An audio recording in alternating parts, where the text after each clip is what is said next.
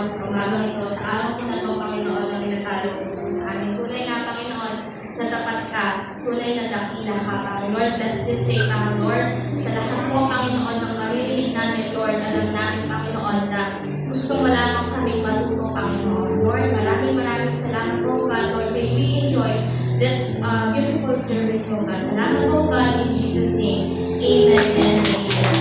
Amen. So, hindi ko makakagulat po lahat. Yes. Ayan po, sa magandang umaga po. Sunod siya. Good morning. Yes. So, kamusta po tayo? Better than yesterday. Yes. Ayan po, so, ano po, it's good to be back. Or matagal po hindi punta dito and praise God. Nakabalik po tayo sa ating church po sa Portugal. Amen. So once again, good morning po sa ating lahat. And it's my honor and privilege to stand here po para ibahagi ang salita ng Panginoon. Amen. So sige po, pwede po ba natin batiin kung katabi natin na maganda ka pa sa umaga? Siyempre po, umaga natin, mabait ka pa sa umaga. Hindi, guwapo po lahat maganda, guwapo po ang anak ng Panginoon. Amen? So, this, ready na po ba? Ready na, amen? So, talagang po, this week, talagang laban na laban po tayo, no? Talagang from Monday to yesterday, talagang po, praise God. Talagang po yung tulog natin, siguro mga lang 6 hours, ganyan. So, but praise God po natin lahat po nung nangyari nung Monday hanggang kahapon ay tagumpay po. Lalo na po kahapon, yung mga nakasama po natin nung national gathering, so talaga po maganda at matindi po ang ginawa ng Panginoon. So next year po, asamin po natin na makasama rin po tayo. Amen? So bago po pala gathering, national camp muna.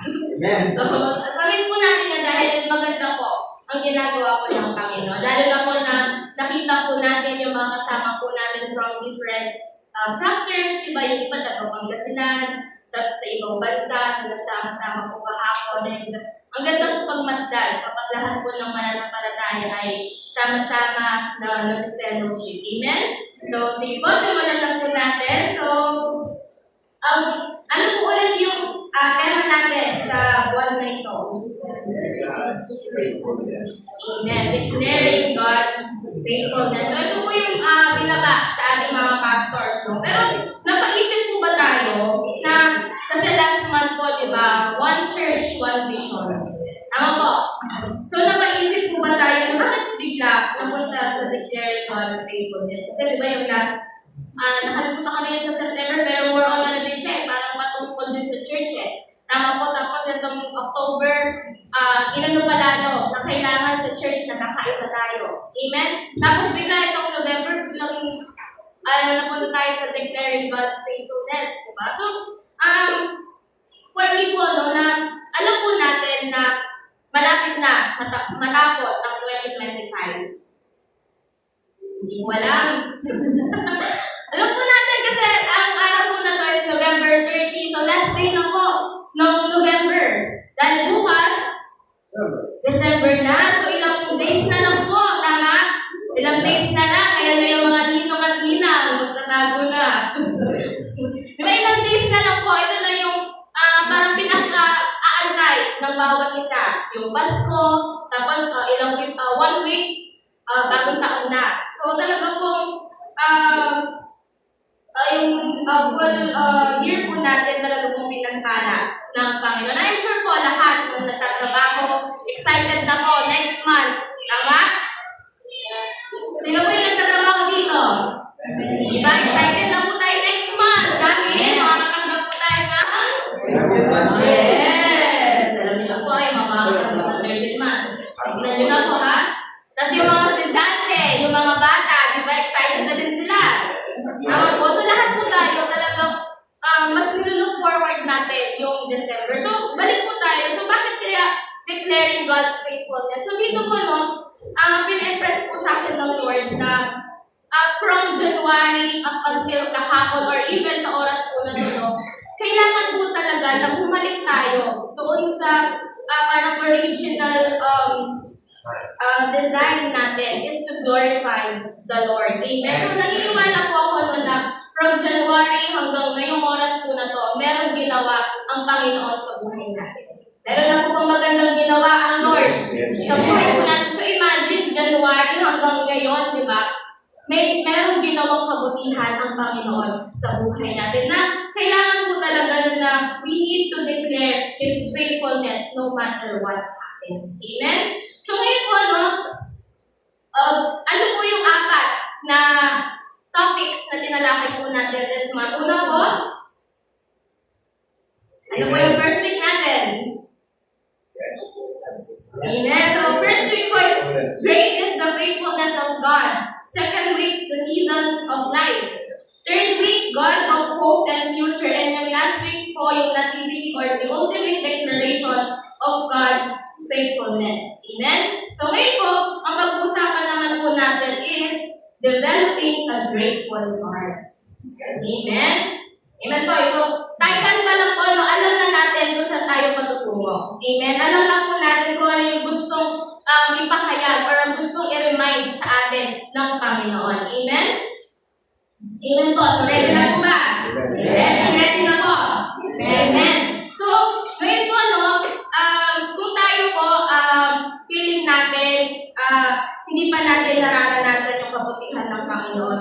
Ngayong oras po na to, baguhin po natin yung mindset natin. At huwag na huwag po tayo papayag na hindi po natin maranasan ng buo ang kabutihan ng Panginoon. So imagine na from January hanggang ngayon, siguro naman po meron ng mga blessings na binigay ang Panginoon. Meron ng mga prayers na sinagot ng Panginoon sa atin. Amen? So, kaya huwag po natin hahayaan na hindi po natin maranasan ang kabutihan ng Panginoon. Amen? So ngayon po, ano nga po ba yung mga objectives or ano ba yung goal ng mensahe natin sa umaga na ito? Una is to admonish each one of us believers to have the right attitude towards God unfailing faithfulness. So sa Tagalog po, dito, i-remind tayong bawat isa, lalo na po tayo mga mananampalataya, kung paano tayo magkaroon ng tamang attitude patungo sa walang hanggang katapanan ng Panginoon. Amen? Pangalawa po, in developing a grateful heart, we develop trust and confidence in Him, even in difficult times. Amen? Na para matuto po tayo na magkaroon ng pusong mapagpasalamat, kailangan po na doon yung pagtitiwala natin at yung kumpiyansa natin sa Panginoon kahit na dumaranas po tayo ng hindi maganda sa ating mga buhay. Amen? So yung number one, parang kaya pa po natin, no? Na kaya naman po na magkaroon ng right attitude. Madali lang naman po. Yung pangalawa po. Di ba yung pangalawa, sabi niya, di ba? We develop trust and confidence in Him even in difficult times. Amen? So ito po yung medyo mahirap Tama po na aminin naman po natin na or sa hindi. Kapag po talaga dumaranas tayo ng pagsubok, minsan nakakalimutan po natin magpasalamat sa Panginoon. Minsan nakakalimutan po natin ang Lord na hindi man na po tayo nagpapathank you sinisisi pa natin si Lord. Tama po, aminin po man natin o hindi, ganun po tayo, kasi tao po tayo. Tama po? So, unang kanina pa po natin naririnig yung grateful heart, kailangan maging mapagpasalamat tayo, kailangan meron tayong puso mapagpasalamat. So, ano nga ba yung ibig sabihin ng grateful heart? So, ang sabi po niya dito, a grateful heart means having an attitude of appreciation and thankfulness, not just for big blessings, but for everyday moments, people, and experiences. It's a way of seeing the world that focuses on what is present rather than what's missing. So ito po pala yung ibig sabihin ng pusong mapagpasalamat. Na hindi lang pala tayo kailangan tumingin doon sa malaking pagpapala bago mo masabi or bago mo masabi yung salitang salamat. Kasi po tayo ganun Aminin man po natin o hindi, ganun po tayo na kailangan makuha mo muna yung isang bagay para masabi mong thank you. Tama po? Amen po ba? Ganun po tayo. Kahit punta po tayo magtaas ng kamay, kahit parang nasasaktan na tayo sa introduction pa lang po ito kahit nasasaktan na tayo. Pero ganun po Madalas po, kailangan po munang makuha yung blessing para magpa-thank you ka. Amen. Amen. Pero dito po, ang sinasabi dito na ang grateful heart or pusong mapagpasalamat, hindi pala niya kailangan antayin yung malaking pagpapala na yun. Amen. Nasabi niya dito, not just for big blessings, but for everyday moments, yung mga tao na nakakasaluhan natin, yung mga nararanasan natin, kailangan po pinagpapasalamat natin sa Panginoon. Amen. Bakit kasi tayo po, kaya hindi po tayo nagpapasalamat kasi hinahanap natin kung ano yung wala. Tama po? Kaya, kunwari, parang sa pagkain na lang. Tama po, na kumakain ka na ngayon, pero hinahanap mo kung ano yung mamayang pagkain. Parang hindi pa sapat yung meron ka ngayon, parang inaano mo na, ano yung susunod, di ba? Pero pag ganun, ano ulam natin mamaya? Parang hindi ka satisfied sa pagkain mo ng tanghali, parang hinahanap mo, sana iba yung ulam mamaya gawin. Tama po, ganun po tayo eh. Amen? Parang this morning po, i-remind po tayo, i-align po tayo ulit ng Panginoon dahil ang gusto ng Panginoon, kahit anong mangyari, nandoon yung puso natin hanggang magpasalamat sa Kanya. Amen? Amen po. Na, alam niyo po ba, yung magising pa lang po tayo, pagpapala na po yun. Amen? Kasi hindi po lahat nung natulog kahapon, nagising po ngayon. Yes. Amen? And mabalag po tayo dahil isa po tayo sa ginising ng Panginoon. Ibig sabihin po nun, hindi pa tapos ang Lord sa buhay natin. Hindi pa tapos yung purpose natin dito sa mundo. So, kaya nga po nakamulat ng mga mata natin, simple thank you Lord lang po. Okay na yun. Amen? Hindi yung kakabain mo agad yung cellphone, maantay mo kung may mag-chat sa'yo o wala. Tapos kapag hindi na-chat, mag-disappoint ka, malulungkot ka, kaya bakit hindi pa siya nag-chat? Tama po? Na bakit yung inaantay kong message, wala ka. Ganyan. So, syempre, hindi na magiging maganda yung araw mo. Tama po? Pero kung sisimulan po natin yung araw natin, nakamulat ng mga mata natin, simpleng salitang thank you Lord lang. Ibig sabihin po na nandun yung pagpapasalamat natin kay Lord na Lord, thank you kasi ginising mo ko ulit. Thank you kasi na nakita ko ulit yung pamilya ko. Thank you Lord kasi nandito ako, buhay pa ako, maayos pa ako. Amen po? Hindi lang po yan, yung pamilya po natin, blessing po ng Panginoon yan. Amen po? Parang hindi po kayo nag-bless sa mga pamilya niyo Parang ngayon niyo po yung mga pamilya niyo Blessing po yan, kahit minsan nagkakaroon tayo ng konting tampuhan, blessing po ng Panginoon sa atin yung pamilya po natin. Amen. Yan yung mga nararanasan po natin, yung mga magagandang bagay, kahit na yung mga hindi magagandang bagay, pagpapala po ng Panginoon sa atin. Amen? Amen po. Amen. Parang makinig na po tuloy. Parang ginagawa ko, tama po itong pinatayo na kami. Amen po, pero at salita po ito ng Panginoon. At gusto po ng Panginoon na matuto po tayo na lagi, maliit man yan o malaki, maganda man yung nangyayari o hindi, magpasalamat po tayo sa Panginoon. Amen?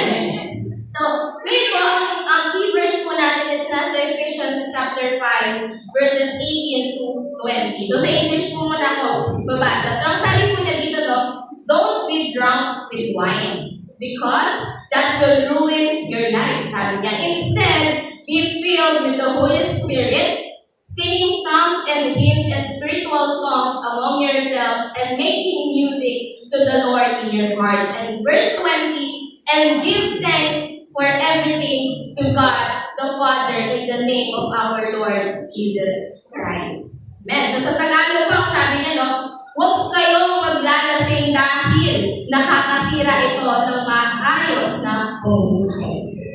Amen. Sabi po ni Lord yan, sabi po ng salita ng Lord yan, hindi po ako yung nagsabi niya. Baka magalit po lalo kayo sa akin. Pero sabi po ng Panginoon yan, huwag kayong maglalasing dahil nakakasira ito ng maayos na pamumuhay. Sa halip, hayaan ninyong mapuspos kayo ng banal na spirito. So dito pa lang po sa verse 18, nire-remind tayo ng Panginoon na kailangan po kapag hindi maganda yung nangyayari sa atin, huwag po tayo maglalasing.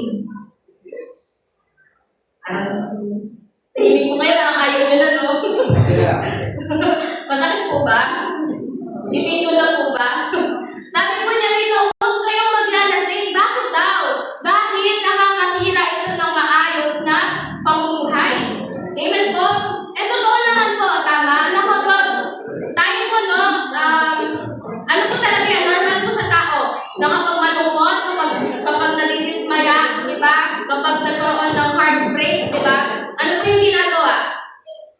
umiinom. Tama po? And ano po nangyayari kapag umiinom po tayo? Di ba po, sinasabi nila na kapag nakainom ako, hindi ko alam kung anong ginagawa ko. Pero kung gano'n, pero hindi po ako naniniwala doon. Alam ko po na kapag naglalasing ang isang tao, alam niya kung ano yung ginagawa niya. It's just that, mas lalo lang siya nagkakaroon ng confidence para gawin yung isang bagay. Kumbaga, nagkakaroon siya ng lakas ng loob na gawin yung isang bagay. Bakit? Kasi ang reason niya ay lasing siya. Tama po kaya, di ba kapag ang lasing, ano itong nangyayari? Nagkakaroon ng aksidente, merong nagagawang hindi magandang bagay, di ba? Nagkakaroon ng away, ganyan. So, in short po, no, totoo po yung sinasabi ng salita ng Panginoon na ang paglalasing po nakakasira ng maayos na pamumuhay. Hindi lang po literal ng Panginoon, baka kala niyo po, tinatarget natin ng Panginoon. No, ano po ito, in general, pwede rin po na yung kapag inaayos rin yung sarili mo, kapag meron kang hindi ginagawang bagay sa sarili mo, talagang masisira yung maayos mong buhay. Amen po. Kundi, pinaalalahanan po tayo ng Panginoon na sa halip, hayaan ninyong mapuspos kayo ng banal na spirito. So kapag po pala may problema tayo, kapag hindi tayo maayos, instead na gumawa tayo ng hindi magandang bagay, hayaan po natin yung Holy Spirit ang magpulong sa atin. Hayaan po natin na ang banal na spirito ang mag-guide sa atin na kahit na nasa difficult situation po tayo or mahirap na sitwasyon tayo ng buhay natin, instead na gumawa ka ng hindi magandang bagay, magpuri ka sa Panginoon. Hayaan mo na ang banal na spirito ang mag-feel sa'yo, ang mag-guide sa'yo. Amen? Dahil sabi na sa verse 19, sa pagtitipon ninyo, umawit kayo ng mga salmo, himno, at iba pang awiting spiritual. Buong puso kayo umawit at magpuri sa Panginoon. So talagang pinapaalalahanan tayo ng Panginoon na higit lalo sa mga sitwasyon na hindi maganda, magpuri tayo sa Panginoon. Amen po. Mahirap po, tama? Wala naman pong, kunwari, nag-resign ka, magpupuri ka ba agad kay Lord? Kasi iiyak ka muna. Diba kapag dumaan ka ng heartbreak, iiyak ka muna eh. Kasi hindi naman po ka madali itong bagay na ba? Ang gusto ng Panginoon is gawin po natin ito. Amen? And lalo na po ang sabi ng verse 20, lagi kayong magpasalamat sa Diyos Ama sa lahat ng bagay. Hindi po niya sinabi sa mga magagandang bagay. Kundi sabi po niya dito, lagi kayong magpasalamat sa Diyos Ama sa lahat ng bagay. Amen? So in everything po, let us give thanks to the Lord. Amen? Amen po? Amen. So ngayon po, no, meron po akong isi-share na mga characters sa Bible kung saan nakaranas sila ng testing din. But instead na magpakain sila sa mga pagsubok na yon, mas pinili nilang magpuri sa Panginoon. Mas pinili nilang magpasalamat sa Panginoon. Amen. So marami po yun sa Bible. But mag-share lang po ako ng tatlo. Una po, aware naman po kayo sa story ni Job. Amen. Kilala po natin si Job. Hindi po yung nag-drums kanina. Kasi si Job na nasa Bible. Amen. So alam po natin na ang kwento ni Job talagang servant siya ng Panginoon, wealthy siya, mayaman siya, talagang kumbaga nasa kanya lahat. Tama po, na yung pagka-describe sa kanya sa Bible, talagang meron siya mga alagalian, yung mga anak niya maayos, ganyan. But, dumating din siya sa buhay, sa point ng buhay niya, na nawalan siya na kung ano yung meron siya. Kung babasahin niyo po yung sa Job, yung sa Book of Job, mababasa po natin dito na nawalan po siya ng anak, nawalan siya ng mga ari-arian. Tama po, tapos nandiyan pa yung kaibigan niya na inaano siya na, dapat iano mo na yung Diyos mo, dapat ganito na yung gawin mo. Tapos nandiyan pa yung asawa niya na inaano, dapat huwag mo lang sambahin yung Diyos mo. Tama po? Okay. Amen. Amen, pero makikita po natin dito na kahit ano pong nangyari kay Job, kahit ano po yung pagsubok na meron siya, pinili po niyang magpuri sa Panginoon. So imagine po dito kay Job, no? Sa story niya, nawalan siya ng anak, ng ari-arian. Ano lang po yun? Wala man pong pagitan ng 1 taon, 2 taon, 10 taon. Kundi, kung mababasa niyo po sa Bible, sunod-sunod nung meron siya. Tama po, kung nabasa niyo po yun, di ba sabi, meron yung servant niya, pumunta kasi yung anak daw niya, ganito yung nangyari. Tapos, hindi pa tapos na nagsasalita yung servant niya, meron na namang dumarating na sinasabi na, yung ano mo, ganito yung nangyari na, yung anak ko na namatay, ganyan, tapos meron pa, yung ari-arian mo nawala. So imagine that, sa isang araw, di ba, or wala pang isang oras, ganun yung natanggap ni Job na balita. Ano sa tingin nyo yung mararamdaman niya? Kung tayo po, ganun yung nangyari sa atin.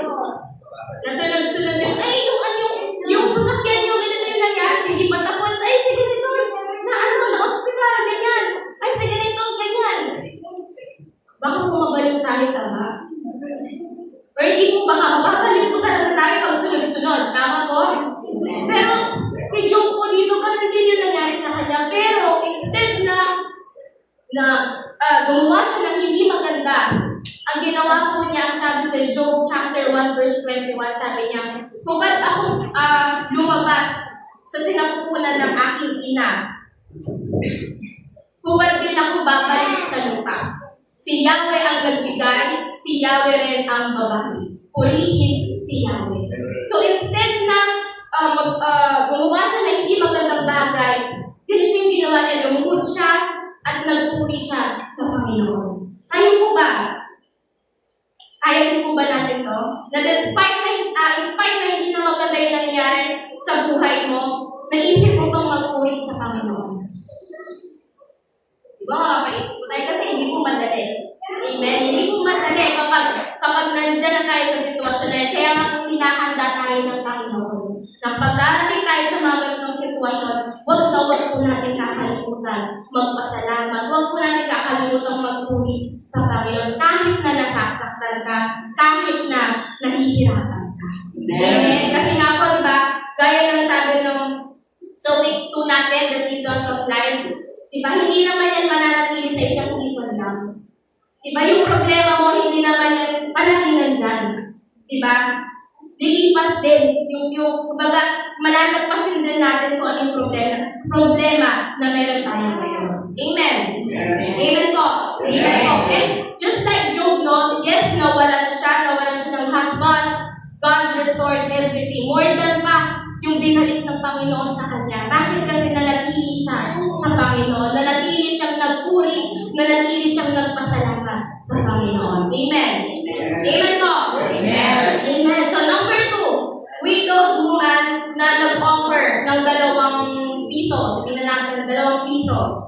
Ayan. So ito naman po, no, paano po natin siya masasabi na nagpasalamat siya sa Panginoon? So imagine, 2 piso na lang, magpapatay ko pa kay Lord. Tapos hindi pa yun, ibibigay mo pa kay Lord. Tayo po. Kaya po ba natin yun? Na kung magkano po yung nasa bulsa natin ngayon, kaya po ba natin ibigay kay Lord? Amen. Praise God. What about yung karamihan po? Diba? Iisipin mo, bibili ko ito ng ulan, so bibigay ko pa. Diba? Baon ko na ito bukas, pamili ko na ako ng kape. Bibigay ko ba? Babayad ka na lang ito ng bills namin, bibigay ko ba? Tama po? But look at this widow or yung beauty babae. 2 coin yung meron siya. But she chose to give it to the Lord.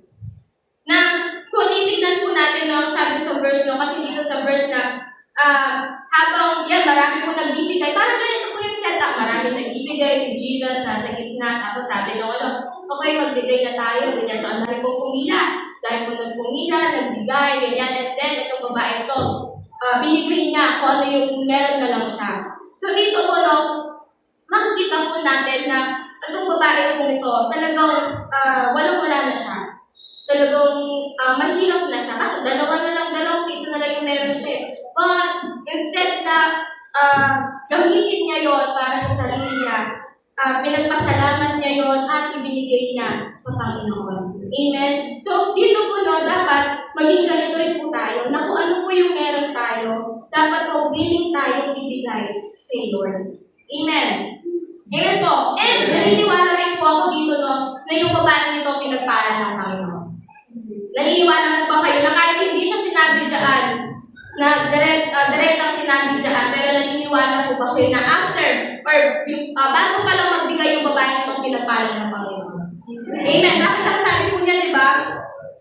Sabi niya sa verse 42, sabi niya, lumapit naman ang isang yutang dukha at naghulog ng dalawang salaping tanso. So, yan na nag-offer siya. Verse 43, tinawag ni Jesus ang kanyang mga alagad at sinabi sa kanila, sinasabi ko sa inyo, ang inihandog ng yutang yon ay higit na marami kaysa sa inulog ng ilang lahat.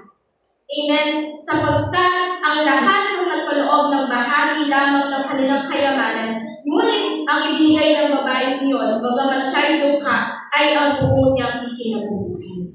So naniniwala po ako na ang babae nito pinagpala ubos ng Panginoon. Na hindi siya nanatili sa kung ano yung kalalagayan niya. Bakit? Kasi binigay niya kung ano yung meron siya, pinagpasalamat niya sa Panginoon kung ano yung meron siya. Amen. And dapat gano'n din po tayo. Amen. Yes. Amen po. Hindi ko po sinasabi na magbigay tayo literally.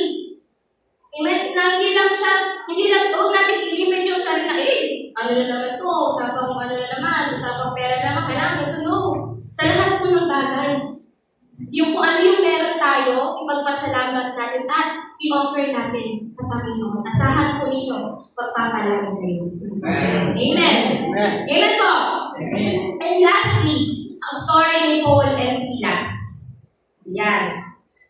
So dito po, no, si Paul and Silas, ano po sila? Lingkod po sila ng Panginoon. Matitinding lingkod ng Panginoon. So ano po nangyari sa kanila? So dito po, no, makikita natin sa picture, ayan, ano sila? Ano ba yan? Hindi sila kasi nakagapo na sa kahoy. Ngayon po wala kang ganyan, di ba? Ano na lang po sa ganyan. So, noong unang panahon po yung nangyari. Pero bago nangyari yung kung nasaan sila, ano yung nasa picture. Ang sabi po dito sa verse, sa Acts or sa Gawa 16, 22 to 26, sabi niya, nakisali ang mga tao sa pananakit sa kanila. At pinahubaran sila ng mga pinuno at ipinahagupit. Verse 23, pagkatapos, hampasin ng paulit-ulit, sila ay ipinabilanggo at pinabantayang mabuti. Verse 24, ipinasok sila ng bantay sa kaloob-looban ng bilangguan at inilagay ang kanilang mga paa sa pagitan ng dalawang mabibigat na kahoy. So, itong kahoy po pala ng mabigat. Amen? And, yan po, nagsabi niya dito na nang maghating gabi na, sina Pablo at Silas ay nanalangin at umaawit ng mga himno sa Diyos. At nakikinig naman ang ibang mga bilanggo. So imagine, no, dito sa kwento ni Paul at Silas, hindi lang sila basta nilagay sa kulungan, kung hindi bago yun, inagupit sila ng maraming tao. Meron pa nga, di ba, sabi, meron mga nakisali pa. So imagine kung meron kang totoong nagkakagupit sa'yo, bigla may mga sumali pa, di ba parang ang dami naman nun. Talagang bubog ka, talagang wala kang laban. Amen? Tapos after nang gawin sa iyo yun, inalok ka pa sa kulungan, tapos ganyan yung ginawa. Talagang wala kang takas dyan. Tama po, so sa tingin niyo po kung kayo ganyan ay makakatakas po ba kayo? Parang hindi naman po kayo makakatakas dyan, di ba? Anong gawin mo? Pero ano po yung ginawa nila? So verse 25, ang sabi, di ba? Nang maghahating gabi na, sina Pablo at Silas ay, ano daw po yung ginawa? Nanalangin at umawit ng mga himno sa Diyos. So tingnan niyo po, no? Hindi na maganda yung sitwasyon na meron sila. Physically, hindi na rin maganda yung pakiramdam nila, imagine, nabubog pa naman. Tama? Pero, ano po yung ginawa nila? Umawit, nanalangin sa Panginoon. Amen? Na-inspire doon sa kalalagayan na meron sila, pinili pa nilang magpasalamat, pinili pa nilang magpuri sa Panginoon. Amen? Amen po? Amen. At ano po yung nangyari? Sabi sa verse 26, walang ano-ano'y lumindol ng malakas at nayanig, pati ang mga pundasyon ng bilangguan. Biglang nabuksan ang mga pinto at nakalag ang mga talingkala ng lahat ng Amen? So, tunay po no, na natatapos din kung ano yung problema na meron tayo. Amen? Amen. Just like them. Amen po, na from doon sa nakakulong sila, na nakakandado sila, diba? Because they nagpuri sila sa Panginoon, dahil umawit sila sa Panginoon, dahil nanalangin sila sa Panginoon, nakalaya sila. Amen. Amen po. Amen. So dito po sa tatlong po ito, no, ano po yung gusto na, ano po yung gustong ipunto ng Panginoon? Kailangan po nandoon yung puso mo pagpasalamat. Ito pong tatlo po ang matitinding lingkod na ng Panginoon, pinagpala ng Panginoon, and yet nakaranas sila ng mga ganung bagay. Pero hindi po nila tinignan yon para maging way na i-curse nila ang Panginoon. Hindi nila tinignan yon para tumalikod sa Panginoon. Kung hindi, tinignan nila yung sitwasyon na yun para mas lalo silang magpuri sa Panginoon, para mas lalo silang manampalataya sa Panginoon. And same thing din po sa ating lahat. Amen. Iba-iba man po tayo ng nararanasan, iba-iba man tayo ng sitwasyon sa buhay. I believe this very moment po, no, iba-iba tayo ng season ngayong oras na to. Meron yung iba nasa season ng malungkot, yung iba nasa season sila na masaya, yung iba nasa season na bumabangon pa lang, ganyan. But, nare-remind po tayo ng Panginoon na sa anumang season ang buhay na meron ka, magpasalamat ka sa Panginoon. Anumang season ng buhay na meron ka, magpuri ka sa Panginoon. Na in every season ng buhay natin, we should declare yung kabutihan ng Panginoon. Amen po? Amen po. So, sabi po dito sa 1 Thessalonians chapter 5, verse 16 to 18. Ayan, ang sabi po niya sa Tagalog, no? Magalak kayong lagi. Yan, sabi ko na naman, no? Talagang kailangan mo, no? Talagang kanina pa tayo inaanan ng Lord na kailangan magalak kayo, magpasalamat kayo. And sabi niya sa verse 17, no? Palagi kayong manalangin. Amen. Nananalangin po ba tayo? Amen. Palagi po ba? Amen. Parang bida po, no? But, I believe po talagang ng Panginoon may tinuturo po siya sa atin. Amen. And ang sabi rin ng verse 18, magpasalamat kayo sa Diyos sa lahat ng pagkakataon. So, hindi lang po pala kapag masaya tayo, doon lang tayo, thank you Lord, answered prayer, pero kapag may problema ka na, parang hindi mo na mataas yung kamay mo, hindi ka na makapag-pray, tama po? Pero sa verse po na to, ang sabi, no, magpasalamat kayo sa Diyos sa lahat ng pagkakataon.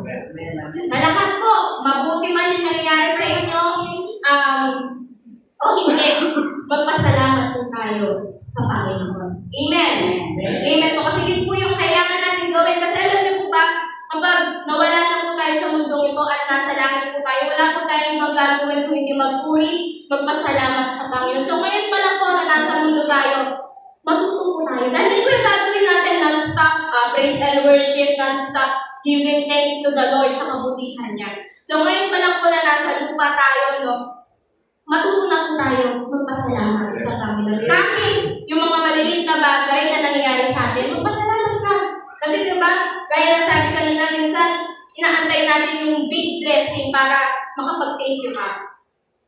Pero dapat po pala kahit doon sa mga maliit na bagay na binigay ng Diyos, magpasalamat po natin. Dahil ang sabi po, diba, ng salita ng Panginoon, kung sa maliit na bagay, hindi ka marunong ka, hindi ka mapagkakakiwalaan, what more pa sa malaking bagay. Amen. Kaya kung kunwari po na tayo po yung mga nagtatrabaho, kung ano yung sahod mo ngayon, give thanks to the Lord. Kung ano yung natira sa sahod mo ngayon, give thanks to the Lord. Bakit? Para kapag binigay na ng Panginoon yung mas malaki, diba? Lalo kang pang magpupuri sa Panginoon. Kumbaga, nasanay ka na. Amen. Kaya po yung mga simpleng pag-abot ng candy, ganyan, simpleng pagtulong, ganyan, simple thank you. Diba po? Malaking bagay na yun. Hindi mo kailangan ibalik yung thank you mo na through money na, sige, yung kasi magsabi ng thank you, so bibigyan ko na siya ng regalo. Hindi po. Kahit yung salitang thank you lang po, malaking bagay na yun. Tama po? Di ba po, yun yung mga iniiwasan natin mga salita. Parang ang dali lang, pero ang hirap bigkasin. Tama po, di ba yung thank you, ano pa, I'm sorry, yan, mahirap po yan. Mas mahirap ata yun. Mas mahirap ata yun, tama? Yung I love you, yung ibang mga tao, hindi sila ganun ka-expressive. Tama po, pero sinabi po natin. Amen po. Kung sa tao po, no,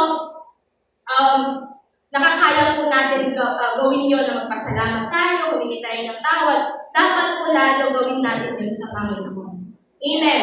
Amen po. Kasi sa Lord, hindi naman yung kailangan yung pag may ginawa siya sa iyong kabutihan, hindi naman ang gusto ng Lord, ibalik mo yun nung man. Yung simpleng thank you, napakalaking bagay kay Lord. Amen. Na in small things po, no, magpasalamat po tayo sa Panginoon. Amen. Amen po. Amen. Ayan, so ngayon po, sabi dito, no, na kailangan magpasalamat tayo sa Panginoon doon sa nangyari sa atin dati. Amen? Kailangan po nandun yung magpapasalamat natin sa Panginoon doon sa mga nangyayari ngayon. At kailangan din magpasalamat tayo sa Panginoon sa mangyayari pa bukas. Amen? That we should be thankful kay Lord in spite of sa mga bagay din na nangyayari sa atin. Amen? Pag sinabi po kasi in spite of yung sa kabila ng lahat, sa kabila ng yung magandang mangyayari, magpasalamat po tayo sa Panginoon. Bakit? Kasi ang sabi, when you have a grateful heart, everything else will follow. Pag nandiyan yung puso mo, magpasalamat mo, kung ano man yung gusto mo, ano may bagay na nakulang ka, susunod yun. And a grateful heart develops joy, it develops peace, and it develops contentment.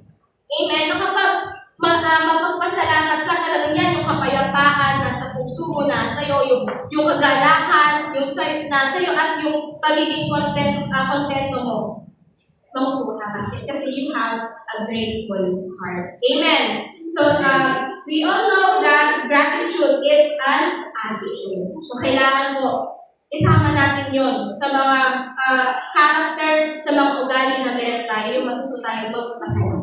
Amen? Amen po. So ngayon, how to develop a grateful heart? So grateful po ba tayo ngayong araw na to? Amen. Masaya po ba tayo? Amen. Amen. So una po is put your confidence in the Lord. Sa Kanya lang po. Amen? Bakit? Kasi kapag alam mo kung sino yung pinaglilingkuran mo, wala kang talo. Amen? Just like po si Job. Si Job, no, nawala lahat sa kanya eh. Tama? Nawala lahat sa kanya. Pero, dahil nandoon yung puso niya na nagturi. Bakit? Kasi alam niya na hindi siya pababayaan ng Diyos. Amen po. Na dapat tayo din.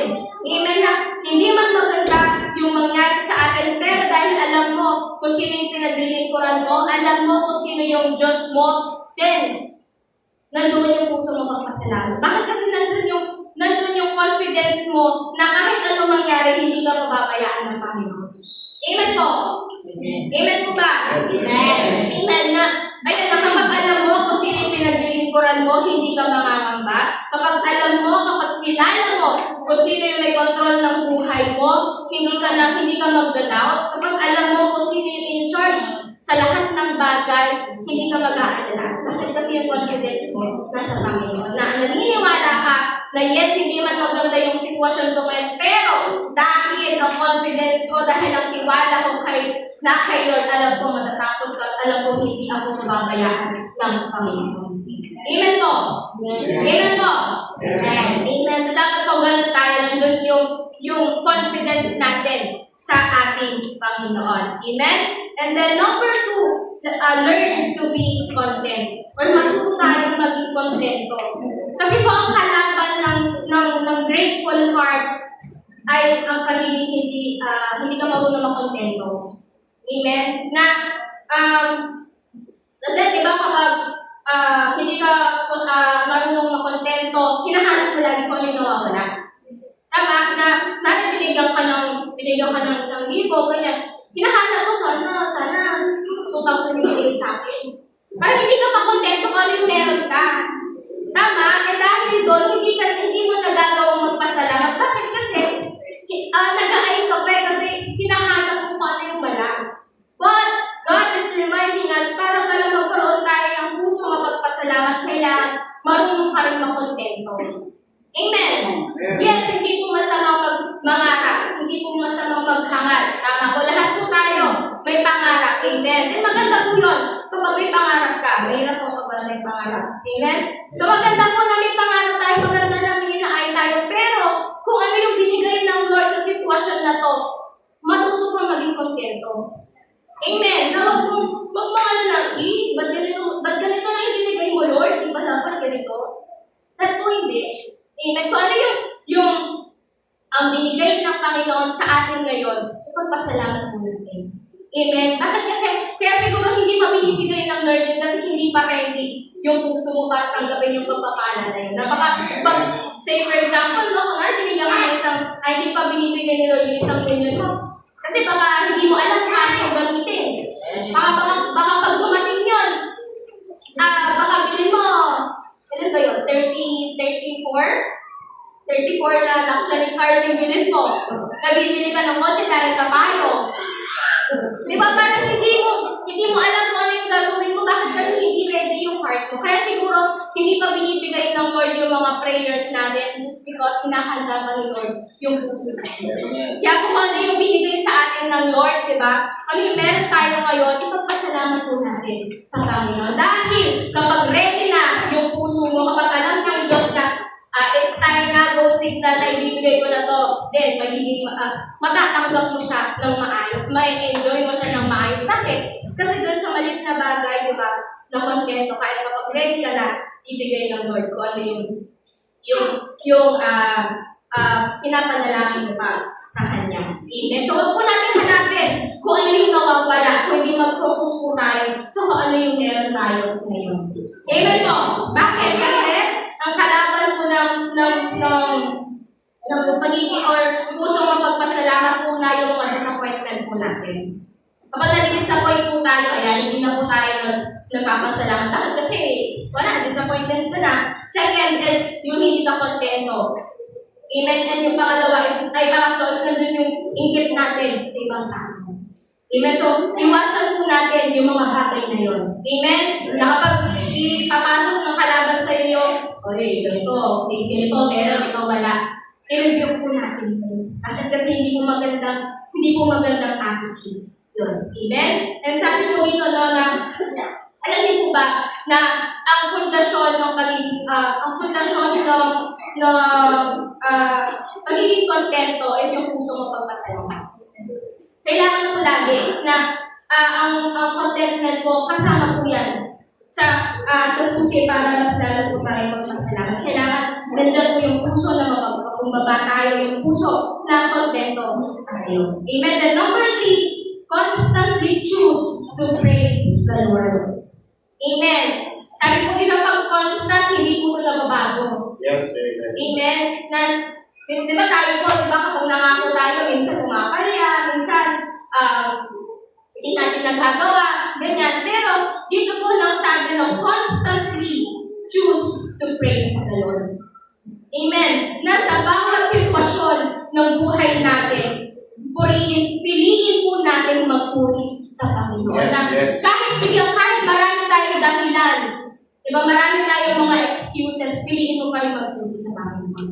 Amen. Malungkot ka man, diba? Nawalan ka man ng trabaho, hindi man maganda yung nangyari sa'yo, magpuri ka sa Panginoon. Hindi lang tayo dapat magpuri sa Panginoon. Kapag, Lord, thank you po kasi yung bahay namin nandyan na. Lord, thank you kasi sinagot na ako. Lord, thank you kasi na-promote ako. Hindi na po sa mga bagay na gano'n. Kailangan po, kahit sa mga hindi magagandang nangyari sa buhay natin, always choose to praise the Lord. Amen po.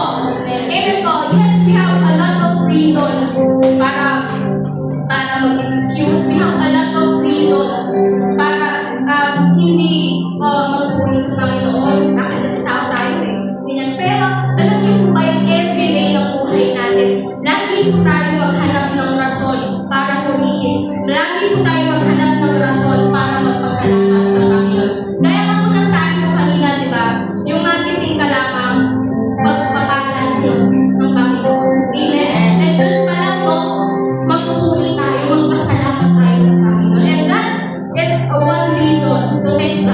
Amen?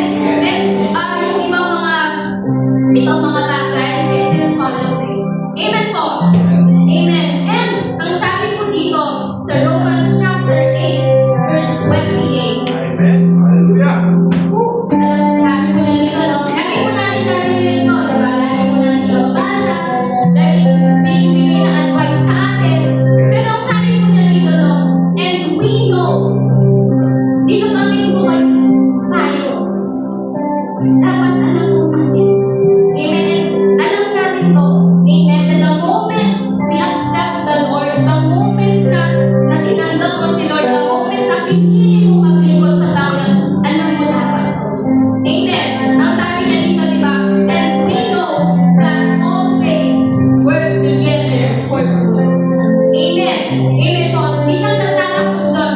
All things work together for good to those who love God, to those who are called according to His purpose. Amen na. Sa bawat nangyayari sa buhay natin, ano po yan eh, para siyang puzzle. Sino po dito yung nakakilala ng puzzle? Nakakabuo na ng puzzle. Amen po. So, di ba ang puzzle, maraming mga pieces. Iba-iba. Amen. So, dito po ano sa verse na lang sabi, all things work together for good. So, kung ano po yung nararanasan natin ngayon, ano yung pain na meron tayo, ano yung sitwasyon na meron tayo, part lang yun ng puzzle na binubuo ng Lord puzzle. Na, di ba after mabuo ng puzzle na yun, magandang masterpiece yung lumalabas. So those things, di ba, those trials ng buhay natin, parte yun ng plano ng Diyos para sa atin. Para ano? Hindi para mahirapan tayo, hindi para mas lalo tayo malungkot, no? Kundi parte yun para kahit doon sa mga sitwasyon na meron ka, mas piliin mo pa rin magpuri sa Panginoon. Bakit kasi ang sabi na all things, so lahat ng bagay will work together for good. Amen? So I believe, meron din tayong mga problema na nalagpasan na natin. Amen po? Meron tayong mga problema na na-overcome na natin. Di ba? Na after those trials, di ba, na nalagpasan mo na, di ba? Kapag babalikan mo yun, kapag iisipin mo yun, di ba? Lagi sasabi na, oo nga, no? Buti nga, Lord, ganito yung ginawa mo. Buti, Lord, ganito yung nangyari. Kasi kung hindi ka na yung nangyari, wala ako sa sitwasyon ko ngayon. Wala ako sa season ko na tumakbo. Amen? So, today po, no, piliin po natin na magpasalamat sa Panginoon. Ulit-ulit kanina ka, sabi ng Panginoon, kailangan na dyan yung puso mo pagpasalamat. Amen po? Amen. Kasi po, no, malapit nang matapos yung taon na to. Malapit na po, tama? Malapit na mag-approach yung bagong taon, yung 2026. Ang question po is, yung January to up to this day, nakapagpasalamat po ba tayo sa Panginoon? Nakuha po ba natin magpasalamat sa Panginoon sa mga magandang bagay na ginawa niya, sa mga bagay na kahit hindi maganda nangyari pa rin? Amen? If not po, this is the very moment na simulan po natin magpasalamat sa Panginoon. Amen? Amen po. So, sige po, let us all stand. And, grab